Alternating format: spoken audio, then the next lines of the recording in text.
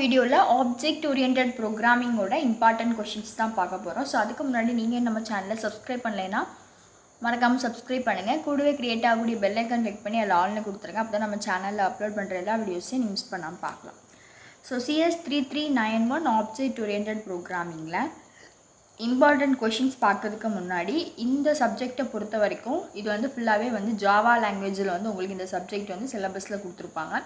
So எல்லா டாப்பிக்குக்கும் example வந்து பார்த்திங்கன்னா ஜாவா ப்ரோக்ராம்ஸ் எழுதுகிற மாதிரி இருக்கும். ஓகேவா? ஸோ அதனால புரிஞ்சும் படிக்கணும், ப்ளஸ் என்னது அந்த கோடிங்ஸும் வந்து நமக்கு தெரிஞ்சிருக்கணும். ஓகே, பார்ட் சியை பொறுத்த வரைக்கும் ஏதாவது ஒரு ப்ரோக்ராம் மாதிரியே கொஷின்ஸ் கேட்குறதுக்கு நிறைய சான்ஸ் இருக்குது. ஸோ அதனால் கோடிங் வந்து கொஞ்சம் இதில் நல்லாவே வந்து எனது மேஜர் ரோல் ப்ளே பண்ணுது. ஓகேவா? ஸோ யூனிட் 1 பொறுத்த வரைக்கும் ஃபஸ்ட் யூனிட்டில் வந்து பேசிக்ஸ் தான் கொடுத்துருப்பாங்க. ஸோ அதிலே ரொம்ப இம்பார்ட்டண்ட்டான டாபிக் என்ன அப்படின்னு பார்த்தீங்கன்னா கன்ஸ்ட்ரக்டர்ஸ். ஓகேவா? ஸோ கன்ஸ்ட்ரக்டர்ஸ் அப்படிங்கிறது வந்து கிளாஸ் நேமும் சேமாக இருக்கும், அந்த கன்ஸ்ட்ரக்டரோட நேமும் சேமாக இருக்கும் தான் வந்து கன்ஸ்ட்ரக்டர்ஸ். இதில் வந்து பார்த்திங்கன்னா இதிலே நிறைய டைப்ஸ் இருக்கும், அதெல்லாம் டீட்டெயிலாக படிக்கணும். அதுக்கு எக்ஸாம்பிள் ப்ரோக்ராம் படிக்கணும். ஸோ அதை டீட்டெயிலாக பார்த்துக்கோங்க. அடுத்தது செகண்ட் என்ன பார்க்கணும் அப்படின்னா ஜாவாவோட டேட்டா டைப்ஸ். ஸோ டேட்டா டைப்ஸில் ப்ரிமிட்டிவ் டேட்டா டைப்ஸும் இருக்கும், யூசர் டிஃபைன் டேட்டா டைப்ஸும் இருக்கும். ஸோ அதனால் அந்த டாப்பிக்கை வந்து கொஞ்சம் நல்லா படிங்க. ஓகேவா? ஸோ அதுக்கப்புறம் வேரியபிள்ஸ், அரேஸ், அதாவது இதுலவும் வந்து ஒரு டாப்பிக்காக கொடுத்துருக்கேன். ஸோ இதை வந்து இதுக்கு கீழே என்னெல்லாம் கவர் ஆகுதோ அதை படிச்சுக்கோங்க. அப்புறம் வந்து control statements. So control statements வந்து நம்ம C++ல் பார்க்குறது தான், அதே ஜாவாவில் எப்படி நம்ம வந்து கோடிங்கில் எழுதுவோம் அதை பார்த்துக்கோங்க. ஸோ ஆக்சஸ் ஸ்பெசிஃபைஸ் அப்படின்னு சொல்லும்போது அந்த பப்ளிக் ப்ரைவேட் ப்ரொடெக்டர் அது ரிலேட்டடாக வரக்கூடிய என்னது ப்ரோக்ராம், அதை வந்து நல்லா தெளிவாக படிச்சுக்கோங்க. அப்புறம் ஸ்டாட்டிக் மெம்பர்ஸ்னால் என்னென்னு படிங்க. அதுக்கப்புறம் ஆப்ரேட்டர்ஸ், கொஞ்சம் டைப்ஸ் ஆஃப் ஆப்ரேட்டர்ஸ் நிறைய இருக்குது, பிட்வைஸ் ஆப்ரேட்டர்ஸ், அப்புறம் நிறைய என்ன இருக்குது அண்ட் ஆர் நாட்லாம் வரும்ல. ஸோ அந்த ஆப்ரேட்டர்ஸ் டாப்பிக்கும் வந்து என்ன பண்ணிக்கோங்க, தரவாக பார்த்துக்கோங்க. ஸோ எல்லாத்துக்குமே எக்ஸாம்பிள் எதில் தான் நம்ம எழுத போகிறோம், ஜாவா லாங்குவேஜில் எழுத போகிறோம். ஸோ வந்து கோடிங்கும் வந்து நமக்கு என்னது புரிஞ்சு படித்தோம் அப்படின்னா ஈஸியாக இருக்கும், ரொம்ப ஈஸியான சப்ஜெக்ட்.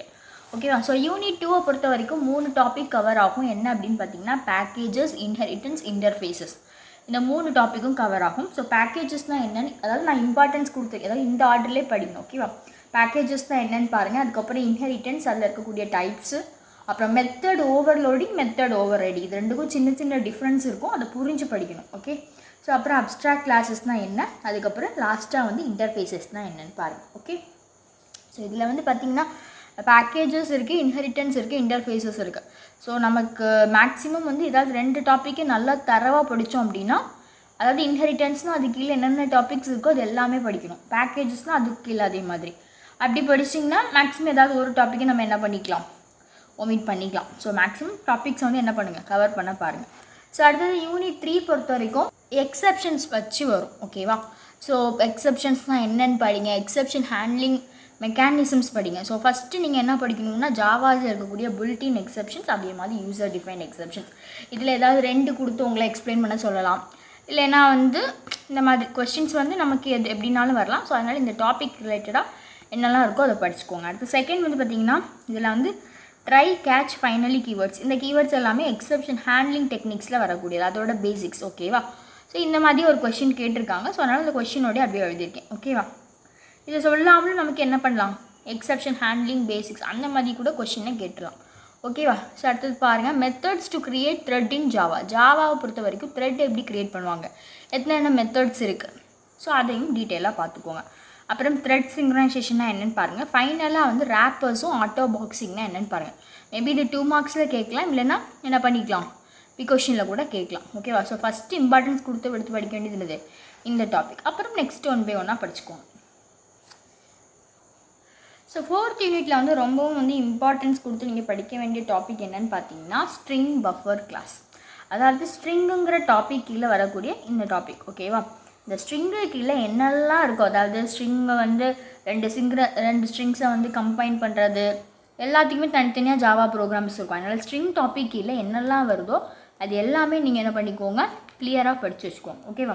ஸோ அடுத்தது ஜெனரிக்ஸ்னால் என்ன, ஜெனரிக்ஸ் ரிலேட்டடாக வரக்கூடிய ஜெனரிக் கிளாஸஸ், ஜெனரிக் மெத்தட்ஸ்னால் என்ன, அதை படிங்க. அதுக்கு ரிலேட்டடாக வரக்கூடிய ப்ரோக்ராம்ஸ். அதுக்கப்புறம் ஐஓ பேசிக்ஸ். ஓகேவா? ஏன்னா இல்லை ஐஓவும் வரும், ஜெனரிக்ஸும் வரும், ஸ்ட்ரிங்ஸை பற்றியும் வரும், இந்த 3 டாப்பிக்குமே கவர் ஆகும். ஸோ அதனால் ஐஓ பேசிக்ஸில் வந்து இது வரைக்கும் கேட்ட கொஷின் என்னெல்லாம் பார்த்தீங்கன்னா கன்சோலில் வந்து எப்படி ரீட் பண்ணுவோம், எப்படி ரைட் பண்ணுவோம், அது அதுக்கப்புறம் reading and writing files. So ஃபைல்ஸை பற்றியும் டாபிக்ஸ் இருக்கும். ஓகேவா? ஸோ இந்த ஆர்டரில் படிங்க. ஃபஸ்ட்டு இம்பார்ட்டன்ஸ் கொடுத்து படிக்க வேண்டியது இது, ஏன்னா இது நிறைய தடவை கேட்டிருக்காங்க.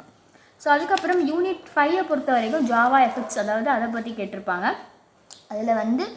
அதுலேயும் அதே மாதிரி டாபிக்ஸ் வந்து பிரித்து இருக்கும். அப்படின்னா ஈவெண்ட்ஸ் பற்றி கொஞ்சம் டாபிக்ஸும் கண்ட்ரோல்ஸ் பற்றி ஒரு டாபிக், இது ரெண்டும் சேர்த்து நீங்கள் என்ன படிச்சிருங்க. இதில் வந்து எப்படி வந்து handling keys and mouse events இது ரிலேட்டடாக நான் இதில் கொஷின் கேட்டிருக்காங்க. அதனால தான் இதை ஃபஸ்ட்டு எழுதியிருக்கேன்.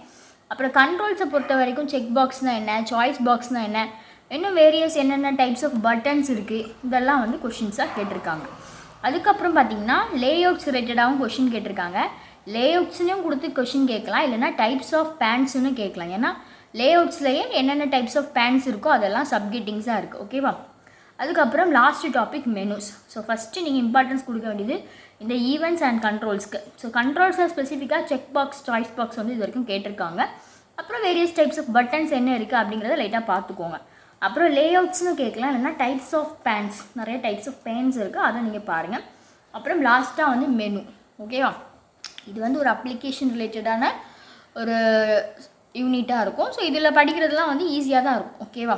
ஸோ மொத்தத்தில் ஆப்ஜெக்ட் ஓரியன்டட் ப்ரோக்ராமிங்கை பொறுத்த வரைக்கும் சப்ஜெக்ட் வந்து ரொம்ப ஈஸி தான். ஆனால் வந்து இது கோடிங் சப்ஜெக்ட் அப்படிங்கிறனால கோடிங் நாலேஜ் வந்து நம்ம பேசிக்ஸ்லேருந்தே இந்த சப்ஜெக்ட்டுக்கு வந்து, அதாவது ஃபஸ்ட் யூனிட்லேருந்தே அப்படி தரவா கிளாஸஸ் எப்படி க்ரியேட் பண்ணுவாங்க, அதில் மெத்தட்ஸ் எப்படி இருக்கும், அதுக்கப்புறம் வந்து ஒரு கிளாஸில் வந்து மெத்தட் எப்படி கால் பண்ணுறது, மெத்தட் ஓவர்லோடிங்னா என்ன, மெத்தட் ஓவர் ரைடிங்னா என்ன, ஒவ்வொன்றுக்குள்ள டிஃப்ரென்ஸ். ஓகேவா? அதெல்லாம் நீங்கள் வந்து கிளியராக படிச்சிங்கன்னா இந்த சப்ஜெக்ட் ஒன்றும் கஷ்டமே கிடையாது. ரொம்ப ஈஸி. ப்ரோக்ராம்ஸும் ஈஸியாக தான் இருக்கும். நம்ம புரிஞ்சு படிக்கணும். இந்த ஸ்டெப்பில் இந்த லைன் எதுக்கு வந்திருக்கு, இந்த கோடிங் எதுக்காக யூஸ் பண்ணியிருக்காங்க, அப்படி படிச்சோன்னா இந்த சப்ஜெக்ட் வந்து ரொம்ப ஈஸி. அதே மாதிரி கொஷின்ஸ் வந்து உங்களுக்கு வந்து மேக்ஸிமம் வந்து அந்த கரெக்டாக வந்து அந்த டாப்பிக்கை வச்சு கொஷின் கேட்டுடலாம். அதுக்கு நீங்கள் எக்ஸாம்பிள் ப்ரோக்ராம் எழுத தெரிஞ்சுக்கணும். அதுக்கப்புறம் வந்து பார்த்திங்கன்னா சின்டாக்ஸ் இருந்துன்னா சின்டாக்ஸ் படித்து வச்சுக்கோங்க. அப்புறம் வந்து சின்ன பேசிக் டெர்மினாலஜிஸ் இருக்கும், அதாவது பாலிமார்ஃபிசம், இன்ஹெரிட்டன்ஸ், இதெல்லாம் வந்து எல்லா லாங்குவேஜ்லையுமே இருக்கக்கூடிய இது சில டெர்மினாலஜிஸ், அதை வந்து நீங்கள் கிளியராக படிச்சுக்கோங்க.